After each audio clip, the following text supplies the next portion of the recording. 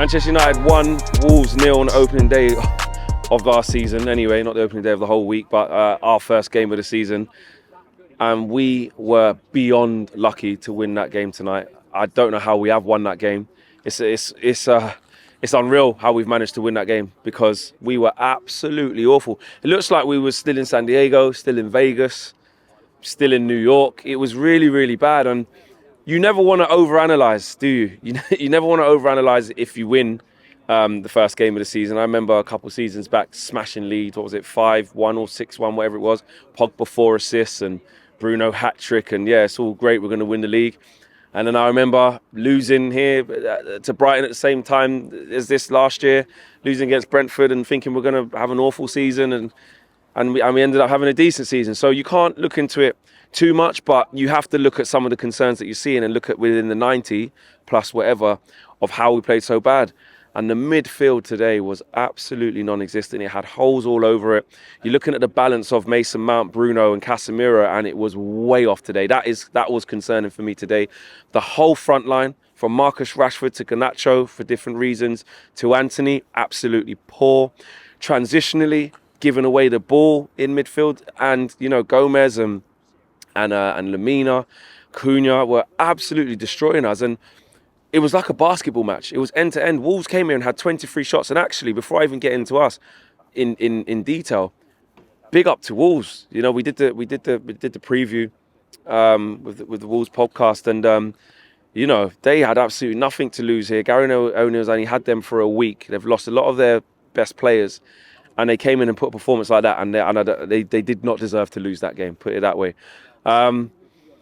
The bad things. I mean, look, we've if we're going to sell Fred, if you're going to not have McTominay around the team, we need to have options of physicality even as a starter. It's good getting Mount in, and there's going to be a plan, and I'm not going to judge that plan off one game and say that it's never going to work. Was it alarming today? Yes, because the balance of him and Bruno, the lack of physicality in terms of winning duels, or when players are going to get on the half turn and accelerate away from them, they don't have that kind of leg speed. They don't have that drive.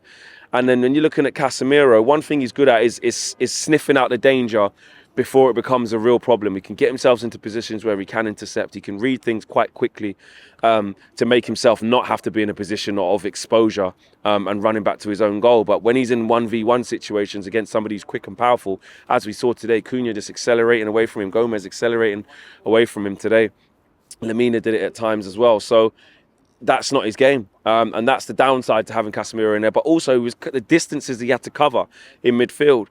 It was just literally as hollow as anything, our whole midfield today. So that was a massive concern. Then we're talking about the front line. Look, on Alejandro Garnacho, a lot of people have been speaking about it. I was asking for him to start. I'm not going to hide away from the fact that I wanted that team to start today. That was the team against Lens. You're thinking, actually, Garnacho's looking like he can do a bit. Let's start the kid. Let's play him. So I'm not going to, act like I wasn't in that camp. But what you can see is that he's just not ready yet to be that starter. Obviously, yeah, you go again next week away at Spurs. Going to be a tough game. Back here again against Forest, etc. So there's a lot of time to come. But what it did show is that he's better coming off the bench. And that was a common theme last year. That's the challenge for Alejandro Garnacho this season, is can he start to impact games when people are fresh? You look at when he came off the bench here against Wolves last season, at the back end of Wolves, back end of last season when we had to win, by the way, off the back of 2 losses against West Ham and Brighton, I believe it was. And he came off the bench, and it was a tired and desperate Wolves that were going for a win, or trying to get back in the game at that point, I believe. And he sat Nelson Semedo down, really good finish, took his top off, I think. No, nice celebration. But this was a fresh Nelson Semedo. This is a fresh season. This is the beginning of the game. And I feel like he just got a bit anxious as things weren't going for him. As his touch was a little bit off, his decision making was a little bit off. Trying to go 1v1, running the ball off the pitch. Everything he was doing just wasn't working. And you kind of felt for him. I think he should have come off a lot earlier. I would have taken him off maybe at half time. And I know sometimes on a young player, you don't want to kill their confidence as well. You have to be patient.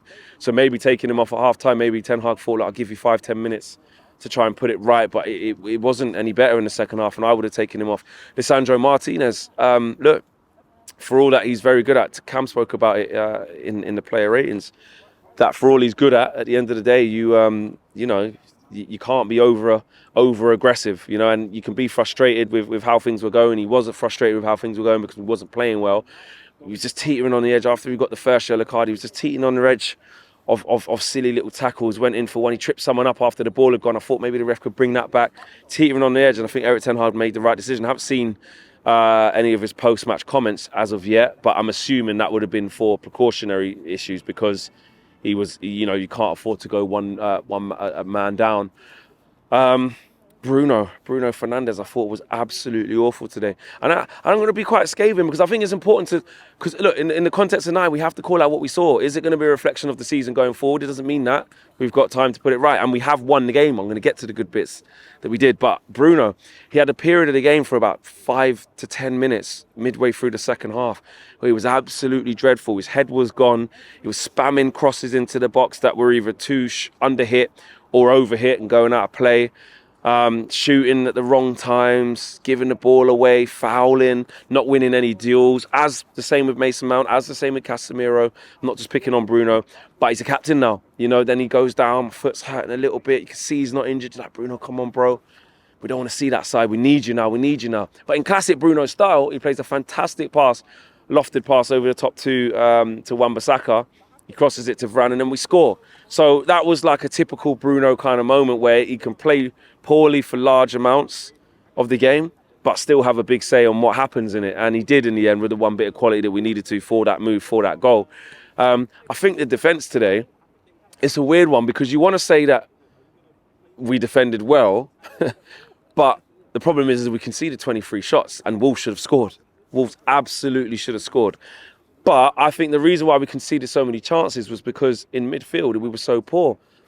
People talk about us wanting to be good in transitions, and Ten Hag wants us to be, you know, the best team in transition, etc.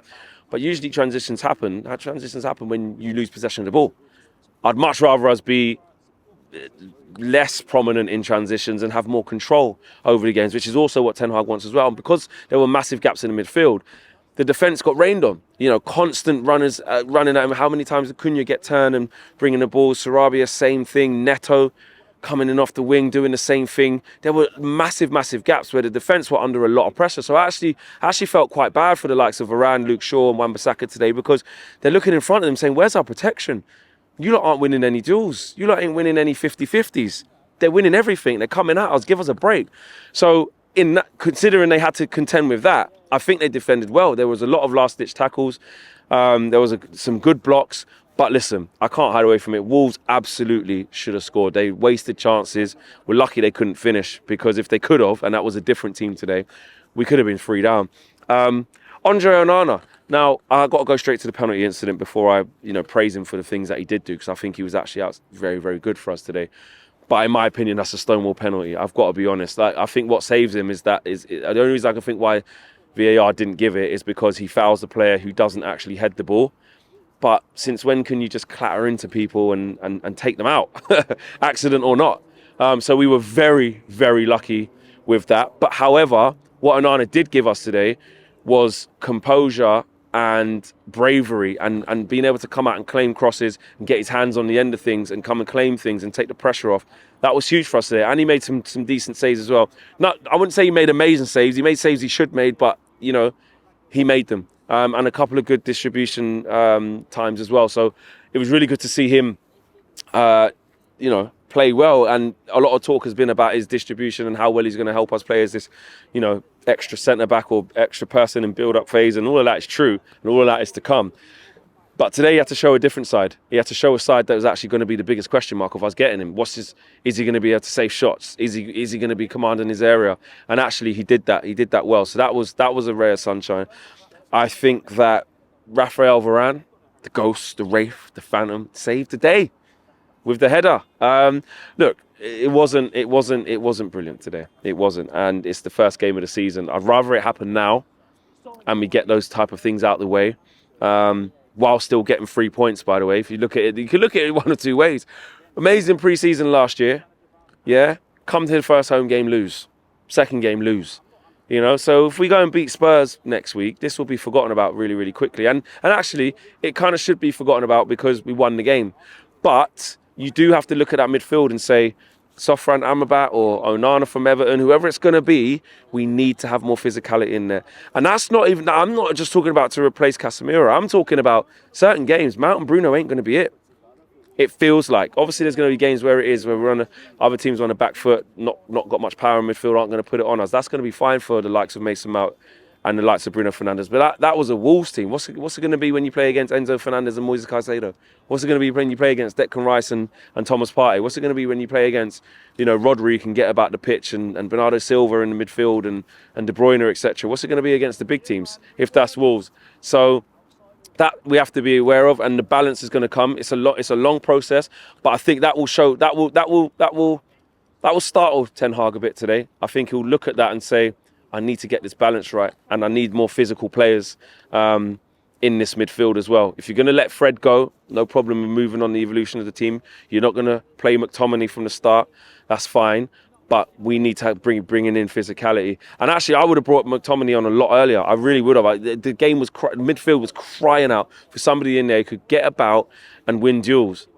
And people can say what about Scott McTominay, but that's the sort of player that he is, and that's the sort of game that I think he would have thrived in. But listen, we got the win in the end. The Ghost of Rafe the Phantom saves the day. There's my title. There you go.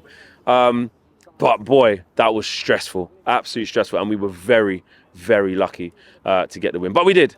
Roll on Spurs. If we play like that against Spurs, we'll lose. Even though Spurs ain't great, but play like that against the Spurs midfield, their first home game under Ange Postecoglou as well, we're going to have to be way better than that.